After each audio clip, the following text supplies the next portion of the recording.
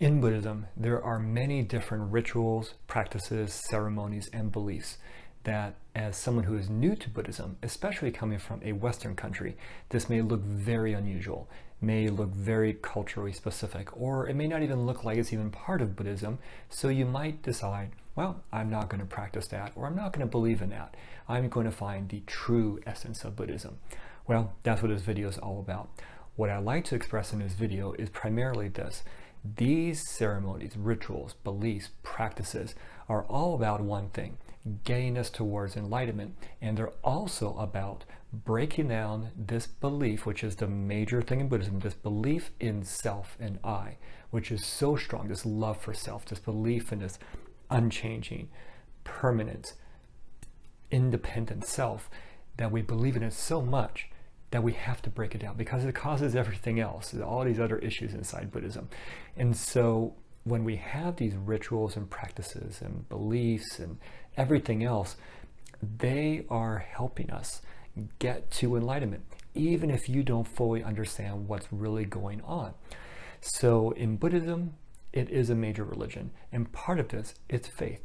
You are taking faith in the Buddhist teachings and in these practices and rituals and beliefs because they're getting you to that end goal. We are human beings, and we are clouded with delusion right now, even with the delusion of believing, well, I can find the true essence of Buddhism, or that's not really Buddhist.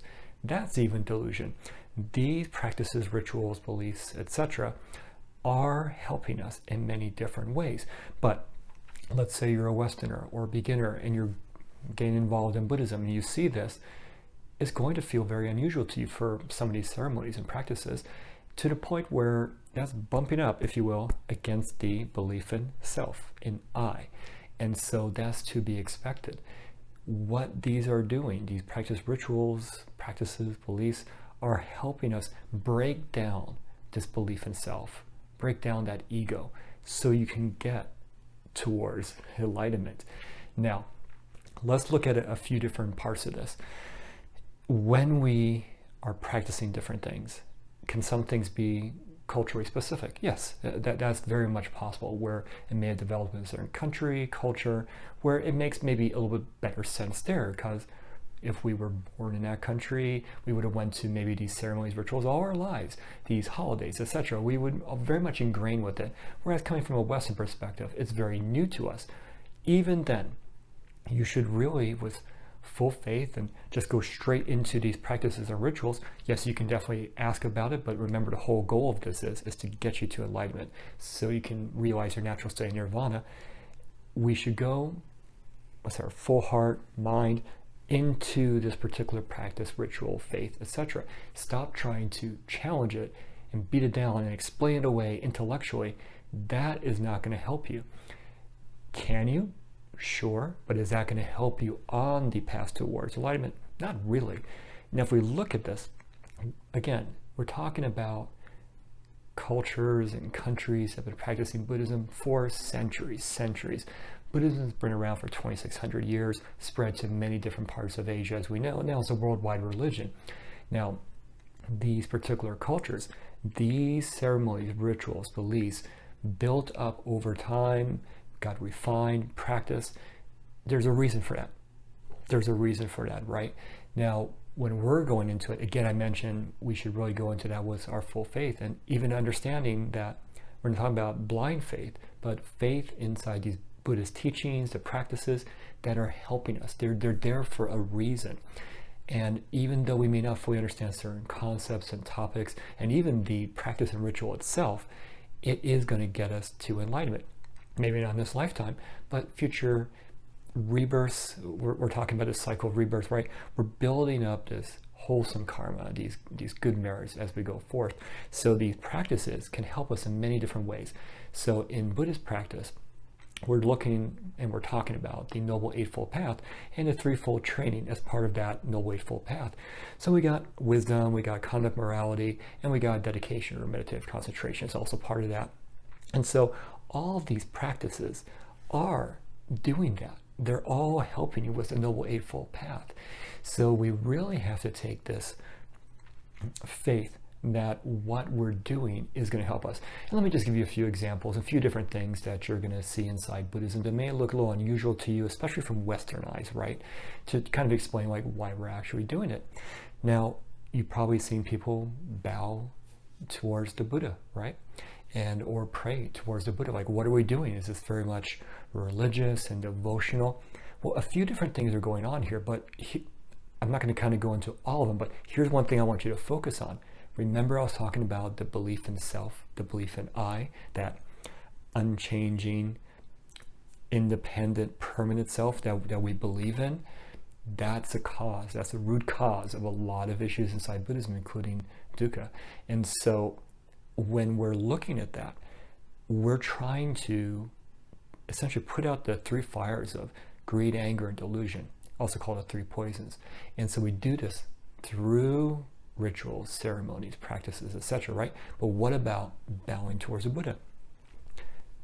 When we're doing that, yes, we're bowing towards and showing respect and appreciation towards our teacher, Shakyamuni Buddha. But we're also showing humility, and we're trying to get rid of the ego, right? And so you might be going, well, I don't want to do that, you know, me.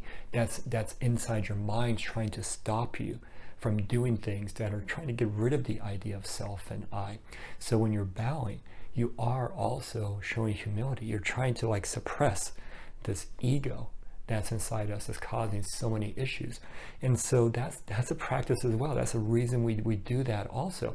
It may be a little bit subconscious as we do it, but that's also a reason we're doing it. We're breaking down this super strong belief in self. And for Westerners, that can be an issue as well. So we're very much in a very individualistic society and beliefs. Not saying everybody is, of course, but it's very much ingrained. So this is helping us break down that belief in self. But we're also, of course, showing appreciation and respect for our teacher Shakyamuni Buddha and what he gave us. So is he inside that stone or whatever statue that you're bowing to? No, but that's not the point. He is no longer physically inside this world, so that statue is his representation. So we're showing our respect in that particular way, and then inside ourselves and our minds, that's transforming us as well. Because remember, we're talking about wisdom, morality, conduct, and dedication, right? We're practicing all that too when we're actually bowing. You probably have also seen where, you know, as part of that, maybe repentance, like, you know, I did this, you know, it was against the 5 precepts or whatever it might be, right? Well, wait, are people actually praying to the Buddha or a Bodhisattva and kind of asking for forgiveness? Yes, but in a different way. When we kind of think about that, we're like, okay, well, are we going to be, our slate is wiped clean, you know, and all that? When it comes to karma, karma stays, right? So we can definitely generate more wholesome karma, so that negative karma or unwholesome karma, yeah, that's occurred.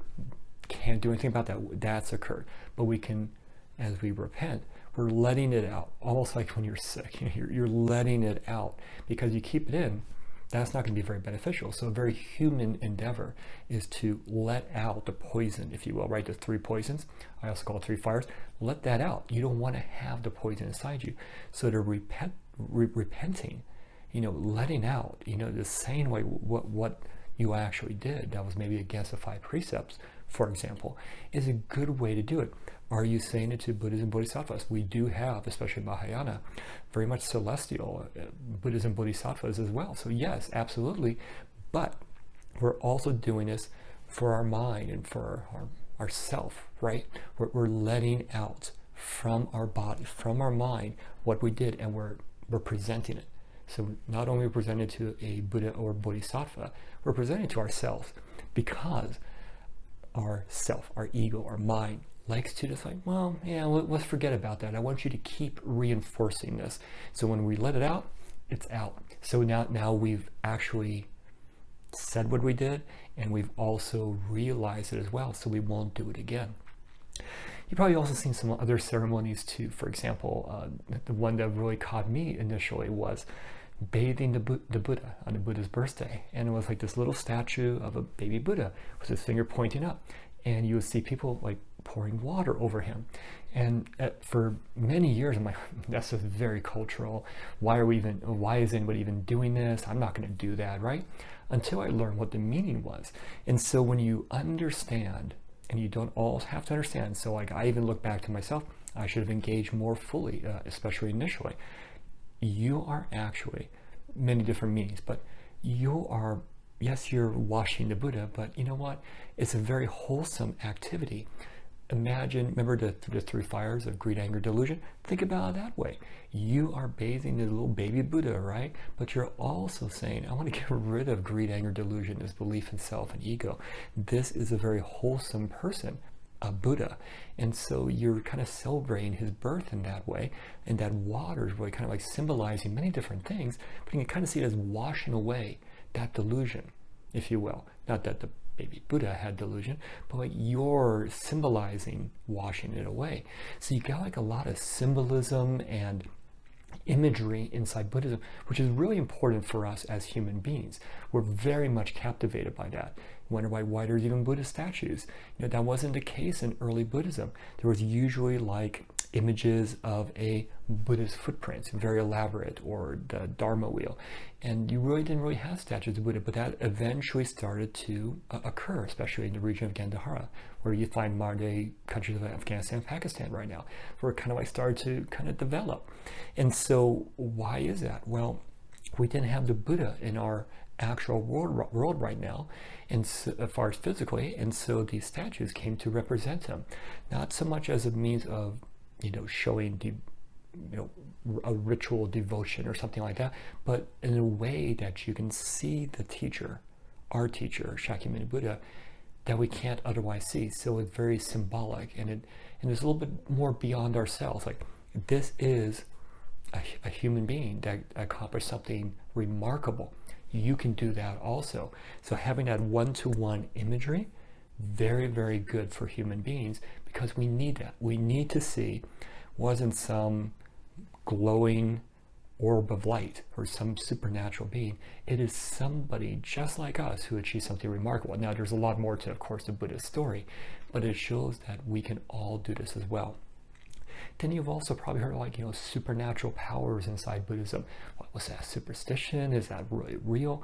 So when we talk about supernatural powers, it's good to really understand. We might go, here we go.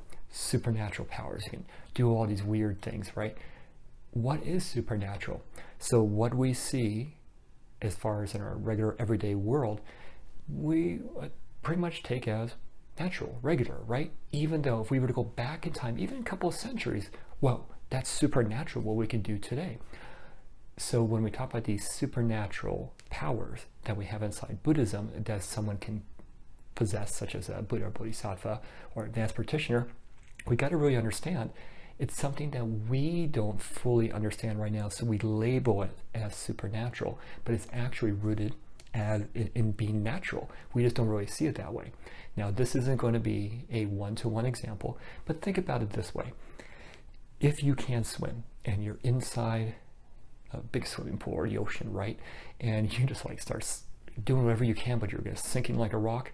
But then, let's say you see like a world-class Olympic swimmer, and they're just gliding through the water super fast, almost like a dolphin, right? Just going really fast. That seems supernatural. Like, I'm drowning here, but this person effortlessly, powerfully, quickly going through the water, that seems supernatural. Now for us, we're used to that. We see that on TV.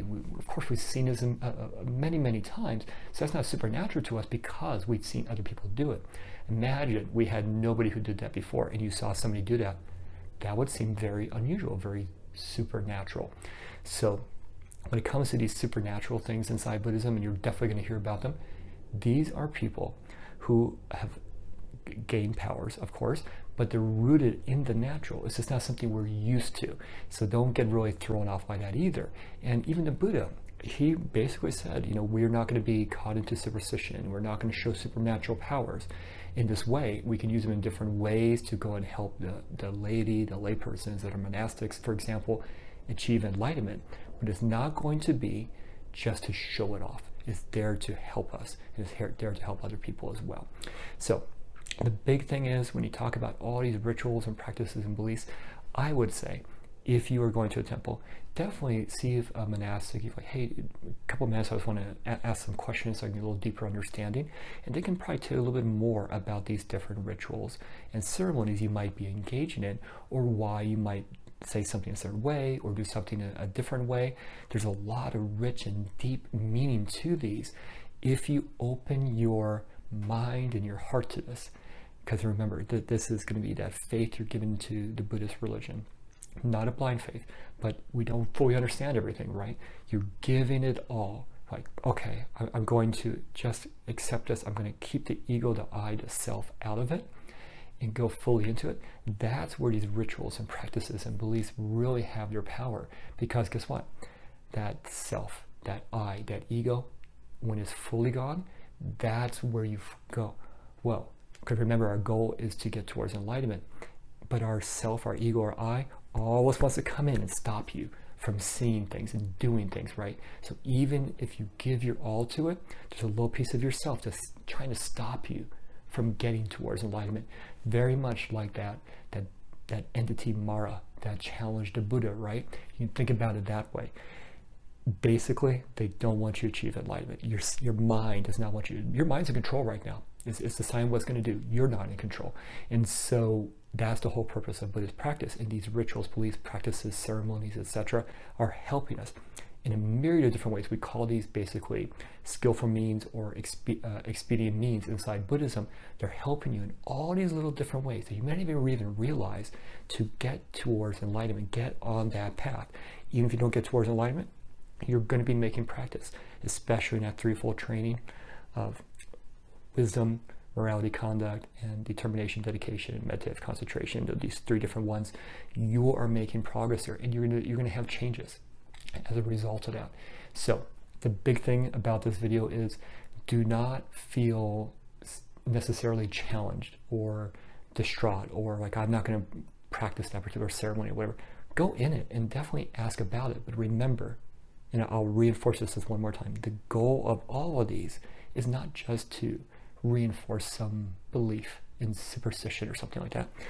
If that's what you're believing, is to get you towards enlightenment, is to help you break down the belief in self and ego, the I. That's the main point of Buddhist practice, so we can become enlightened, so we can realize our natural state of nirvana. We have to focus on that, and these are what help us. Do you have any questions? Is there a particular ceremony, ritual, practice, belief that you have a question about? I'd like to hear from you in the comments below. And make sure you check out my article. It kind of goes a little bit more in detail about this as well. Thank you.